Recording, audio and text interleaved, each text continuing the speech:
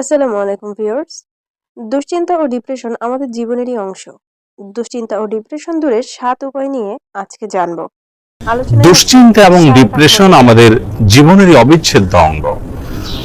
যত নবী রাসূল পৃথিবীতে এসেছেন এবং আল্লাহর যত প্রিয় বান্দাগত হয়েছেন, তাদের প্রত্যেকেরই জীবনে কম বেশি দুশ্চিন্তা এসেছে।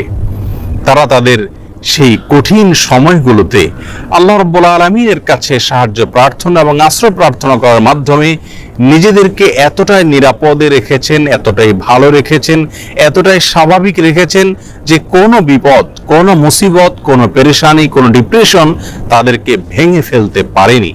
বরং বিপদেও তারা হেসেছেন এবং স্থির থেকেছেন মানসিকভাবে। আজ আমরা সেরকম কয়েকটি আমলের কথা বলবো, যে আমলগুলোর মাধ্যমে আমাদের বিপদ আপদ এবং মুসিবত আল্লাহ রাব্বুল আলামিন দূর করবেন, লাঘব করবেন এবং বিপদ আপদেও আমাদেরকে আল্লাহ রাব্বুল আলামিন মানসিকভাবে প্রশান্ত এবং স্থির রাখবেন। আর সে আমলগুলোর মধ্যে থেকে সর্বপ্রথম এবং প্রধান যে আমলটির কথা বলবো তা হলো যিকরুল্লাহ বা আল্লাহর জিকির। আল্লাহর জিকির এর চাইতে কার্যকর কোনো ঔষধ আর নেই ডিপ্রেশন দূর করবার জন্য। কোরআনে কারীমে আল্লাহ তাআলা বলেছেন, আলা বিযিকরিল্লাহি তাতমাইন্নুল কুলুব। আল্লাহ তাআলার জিকির এর মাধ্যমে মানুষের অন্তরসমূহ প্রশান্ত হয়ে থাকে। অতএব আল্লাহ তাআলার স্মরণ অন্তরে রাখা, মুখে আল্লাহ তাআলার কথা বলা, আল্লাহর সঙ্গে একান্তে কথা বলা, এর মাধ্যমে ডিপ্রেশন দূর করা যায় সবচেয়ে সহজে। আল্লাহর জিকির বা যিকরুল্লাহর একটা বিশেষ পদ্ধতি হলো কোরআনে কারীমের তেলাওয়াত। কোরআনে কারীমের তেলাওয়াত যদি আপনি করেন অর্থ সহকারে বুঝে, দেখবেন মানসিকভাবে আল্লাহ রাব্বুল আলামিন অলৌকিকভাবে, বিস্ময়করভাবে আপনার মধ্যে প্রশান্তি সৃষ্টি করে দিবেন। যিকরুল্লাহ বা আল্লাহর জিকিরের আরেকটি বিশেষ পদ্ধতি হলো সকাল এবং সন্ধ্যায় প্রিয় নবী সাল্লাল্লাহু আলাইহি সাল্লাম অনেকগুলো জিকির এবং দোয়া আল্লাহর কাছে নিবেদন করতেন। সেগুলো যদি আমরা নিয়মিত করতে পারি তাহলে সেক্ষেত্রে যিকরুল্লাহ এর মাধ্যমে দুশ্চিন্তা এবং ডিপ্রেশন থেকে বাঁচার উপায় আমরা খুঁজে পাবো ইনশাআল্লাহ বিইذনিল্লাহ। দ্বিতীয় যে আমলটির মাধ্যমে দুশ্চিন্তা এবং পেরেশানি থেকে আমরা মুক্তি লাভ করতে পারি তা হলো প্রিয় নবী সাল্লাল্লাহু আলাইহি সাল্লামের সারা জীবনের একটি গুরুত্বপূর্ণ আমল এবং স্পেশাল জিকির, যে জিকির তিনি আল্লাহ তাআলার কাছে নিবেদন করতেন তার কঠিন সময় যখন দেয়ালে পিঠ থেকে যেত, ঠিক সেই সময়। আর সেই জিকিরটি হলো লা ইলাহা ইল্লাল্লাহুল আযীমুল হালিম, লা ইলাহা ইল্লাল্লাহু রাব্বুল আরশিল আযীম, লা ইলাহা ইল্লাল্লাহু রাব্বুস সামাওয়াতি ওয়া রাব্বুল আরদ ওয়া রাব্বুল আরশিল কারীম।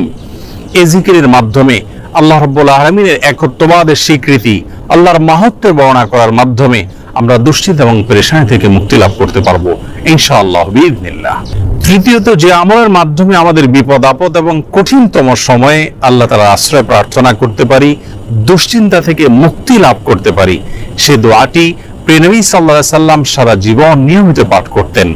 আনাস রাদিয়াল্লাহু তাআলা আনহু তার 10 বছরের সেবক ছিলেন। তিনি বলেছেন, আমি নবী আলাইহিস সালামকে দেখেছি এই দোয়া সবসময় তিনি পাঠ করতেন এবং আল্লাহ তাআলার কাছে দুশ্চিন্তা এবং পেরেশানিতে আশ্রয় প্রার্থনা করতেন। আর সে দোয়াটি হলো আল্লাহুম্মা ইন্নী আউযু বিকা মিনাল হাম্মি ওয়াল হাযান ওয়াল আজজি ওয়াল কাসাল ওয়াল বুখলি ওয়াল জুবন ওয়া দালা'আদ দাইনি ওয়া গালাবাতির রিজাল। দোয়াটির অর্থ হলো আল্লাহুম্মা ইন্নী আউযু বিকা মিনাল হাম্মি ওয়াল হাযান, আল্লাহ আপনার কাছে আমি আশ্রয় প্রার্থনা করি, মুক্তি চাই পেরেশানি, দুশ্চিন্তা এবং ডিপ্রেশন থেকে, এবং ওয়াল আজজি ওয়াল কাসাল, অক্ষমতা এবং অলসতা থেকে এবং কৃপণতা থেকে, ভীরুতা থেকে আপনার কাছে আমি আশ্রয় প্রার্থনা করি, ঋণের যে চাপ প্রেশার আছে সেটি থেকে, এবং মানুষ আমার উপরে যেন চড়াও না হয় সে বিষয়ে আপনার আশ্রয় প্রার্থনা করি। চতুর্থত যে আমলের মাধ্যমে আমরা দুশ্চিন্তা, পেরেশানি এবং জীবনের কঠিন সময় আল্লাহ রাব্বুল আলামিনের স্পেশাল সাহায্য পেতে পারি তা হলো সালাত। সালাত হলো আল্লাহর সঙ্গে সংযোগ স্থাপনের সবচেয়ে সহজ মাধ্যম। প্রিয় নবী সাল্লাল্লাহু আলাইহি সাল্লাম বলেছেন, সহিহ মুসলিমে বর্ণিত হয়েছে, আকরাবু মা ইয়াকুনুল আবদু মির রাব্বিহি ওয়া হুয়া সাজিদ, বান্দা যখন সিজদায় চলে যায় তখন আল্লাহর সবচেয়ে নিকটতম অবস্থানে সে চলে যায়, আল্লাহর সবচেয়ে কাছাকাছি যেতে পারে। এজন্য প্রিয় নবী সাল্লাল্লাহু আলাইহি সাল্লামের সারা জীবনের অভ্যাস ছিল, সূরা আবু দাউদে বর্ণিত হয়েছে, কানা ইযা হাযাবাহু আমরুন ফাযাআ ইলা সালাহ নবী সাল্লাল্লাহু আলাইহি সাল্লামের জীবনে যখনই কোনো সমস্যা দেখা দিত তিনি সালাত আরম্ভ করতেন। এই জন্য দুশ্চিন্তা থেকে মুক্তির জন্য সালাত এটি অতুলনীয় আমল, এর সঙ্গে অন্য কোনোটির কোনো তুলনা চলে না। আমরা যখনই কোনো বিপদ দেখা দিবে, কোনো পেরেশানিতে আমরা ভেঙে পড়ার উপক্রম হব, তখনই সাথে সাথে ওযু করে আমরা যদি নিষিদ্ধ সময় না হয় 2 রাকাত সালাতে দাঁড়িয়ে যাব, দীর্ঘ কেরাতে, দীর্ঘ রুকুতে, দীর্ঘ সেজদায় ধীরস্থিরতার সাথে 2 রাকাত সালাত আদায় করে আল্লাহর কাছে হাত তুলে আমরা চোখের পানি ফেলে দিব।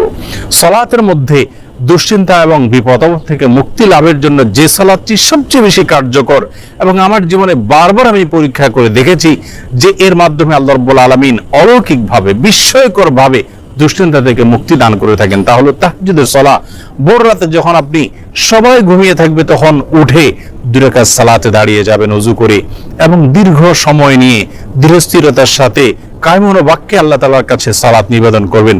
সালাতের পরে যখন দুহাত তুলে আপনি প্রার্থনা করবেন, ঝরঝর করে চোখের পানি আপনার চলে আসবে, আল্লাহর সঙ্গে একান্তে কথা বলবেন, আপনি নির্ভর ফিল করবেন, দুশ্চিন্তা থেকে মুক্তি লাভ করবেন ইনশাআল্লাহ বিইذনিল্লাহ। অতএব দুশ্চিন্তা থেকে মুক্তি লাভের জন্য এই সালাতের আমলটিকে সবচেয়ে বেশি গুরুত্বের সাথে আমাদের করার চেষ্টা করতে হবে। 5 নম্বর যে আমলটির মাধ্যমে আমরা বিপদ আপদ এবং কঠিন সময় আল্লাহ তাআলা আশ্রয় প্রার্থনা করতে পারি তা হলো ইস্তেগফার।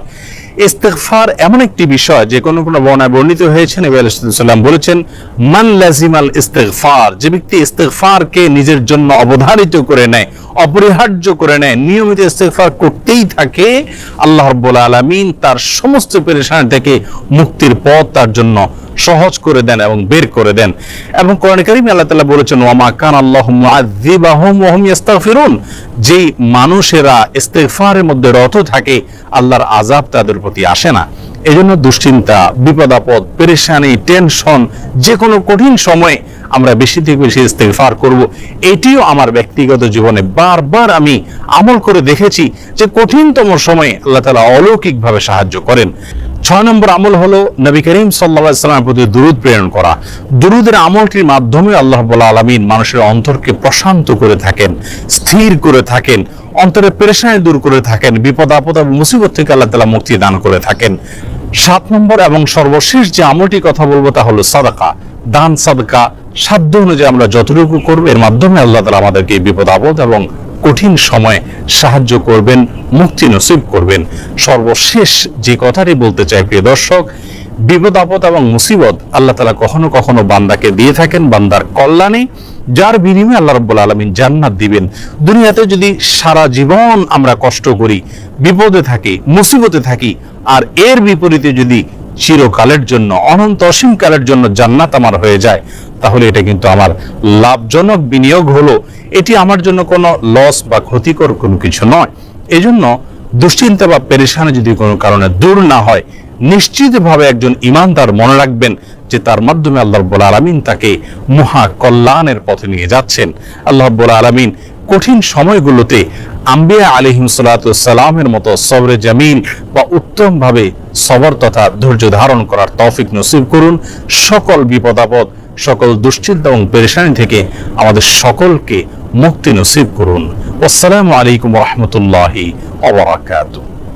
ভিডিওটি দেখার জন্য সবাইকে ধন্যবাদ। এমন আরো সুন্দর সুন্দর ভিডিও পেতে আমার চ্যানেলটি সাবস্ক্রাইব করে রাখুন। ধন্যবাদ। আসসালামু আলাইকুম।